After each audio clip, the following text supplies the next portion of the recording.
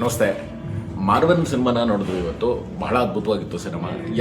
ಎರಡು ಮೂರು ಕಾರಣಗಳಿರುತ್ತೆ ಅಂತೇಳಿ. ಅಂದರೆ ಇದು ಒಬ್ಬ ಸಿನಿಮಾ ಲರ್ನರ್ಸ್ಗೆ ಇದು ತುಂಬ ಒಳ್ಳೆ ಸಿನಿಮಾ ಅಂತ ಅನ್ಕೊತೀನಿ. ಒಂದು ಸಿನಿಮಾ 3 ವಿಭಾಗದಲ್ಲಿ ಕೆಲಸ ಆಗುತ್ತೆ. ಒಂದು ಪ್ರೀ ಪ್ರೊಡಕ್ಷನು ಮತ್ತು ಪೋಸ್ಟ್ ಪ್ರೊಡಕ್ಷನ್ ಅಂತೇಳಿ. ಸಾಮಾನ್ಯವಾಗಿ ನಾವು ಅದನ್ನು ಹೇಳ್ತೀವಿ, ಪ್ರೀ ಪ್ರೊಡಕ್ಷನ್ ಚೆನ್ನಾಗಿ ಕೆಲಸ ಮಾಡಿದ್ರೆ ಪೋಸ್ಟ್ ಪ್ರೊಡಕ್ಷನ್ ಭಾಳ ಆರಾಮಾಗುತ್ತೆ, ಪ್ರೊಡಕ್ಷನ್ ಲೀಲಾಜಲವಾಗುತ್ತೆ ಅಂತ. ಪ್ರಾಯಶಃ ಈ ಸಿನಿಮಾ ನೋಡಿದಾಗ ನಮಗೆ ಇದ್ರ ಹಿಂದ್ಗಡೆ ಎಷ್ಟು ಕೆಲಸ ಆಗಿದೆ ಅನ್ನೋದು ಅರ್ಥ ಆಗುತ್ತೆ ಅಂತೇಳಿ. ಹಿಂದ್ಗಡೆ ಅನ್ನೋಕ್ಕಿಂತ ಹೆಚ್ಚಿಗೆ ಸಿನಿಮಾ ಆದಮೇಲಿನ ಕೆಲಸಗಳಿದಿಲ್ಲ, ಪೋಸ್ಟ್ ಪ್ರೊಡಕ್ಷನ್ ಟೆಕ್ನಿಕಲ್ ಕೆಲಸಗಳು ಭಾಳ ಅದ್ಭುತವಾಗಿದೆ. ಸಿನಿಮಾ ಸಬ್ಜೆಕ್ಟ್ ಮುಟ್ಟಕ್ಕೆ ಸ್ಟ್ಯಾನ್ಲಿ ಅವರು ತುಂಬ ದೊಡ್ಡ ಮಟ್ಟದ ಧೈರ್ಯ ಮಾಡಿದ್ದಾರೆ ಅಂತೇಳಿ. ಯಾಕಂದ್ರೆ ನಾವು ಇವತ್ತಿನ ಸಮಾಜದಲ್ಲಿ ನೋಡ್ತಾ ಇದ್ದೀವಿ, ಸೆಕ್ಸ್ ಎಜುಕೇಷನ್ ಬೇಕಾ ಬೇಡವಾ ಅನ್ನೋದೇ ದೊಡ್ಡ ಚರ್ಚೆ. ಈಗ ಸೆಕ್ಸ್ ಎಜುಕೇಷನ್ ಬೇಕಾ ಬೇಡವಾ ಅನ್ನೋದನ್ನು ದಾಟಿ ಅದರಲ್ಲಿ ಯಾವ ಥರದ ಎಜುಕೇಷನ್ ಕೊಡಬೇಕು ಅನ್ನೋದು ಹೇಳೋದಿದೆಯಲ್ಲ, ಅದು ಭಾಳ ದೊಡ್ಡ ತಾಕತ್ತು. ಪ್ರಾಯಶಃ ಒಂದಷ್ಟು ಜನಕ್ಕೆ ಅನ್ನಿಸ್ಬೋದು ಇದು ಎಲ್ಲೋ ಒಂದಷ್ಟು ಅಡಲ್ಟ್ ದೃಶ್ಯಗಳು ಜಾಸ್ತಿ ಆಯ್ತೇನೋ ಅಂತ ಕೆಲವರಿಗೆ ಅನ್ನಿಸ್ಬೋದು ಅಂತೇಳಿ.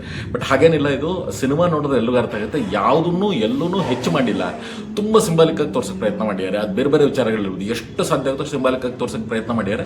ಕೆಲವೊಂದನ್ನು ಅನಿವಾರ್ಯ ಅದನ್ನು ತೋರಿಸಲೇಬೇಕಾದ್ರೂ ತೋರಿಸಿದ್ದಾರೆ.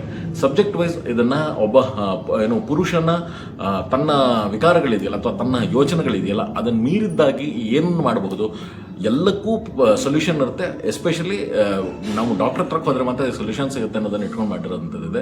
ನಾವು ಇದುವರೆಗೂ ಈ ಸಿನಿಮಾನ ತುಂಬ ಇಂಗ್ಲೀಷ್ ಸಿನಿಮಾಗಳಲ್ಲಿ ನೋಡ್ತಿದ್ವಿ, ಬೇರೆ ಮಲಯಾಳಂ ಇರೋದು, ಬೇರೆದಲ್ಲಿ ಯಾವುದರಲ್ಲೋ ನೋಡ್ತಿದ್ವಿ ಅಂತ ನಾವು ಅನ್ಕೊಂತೀವಿ.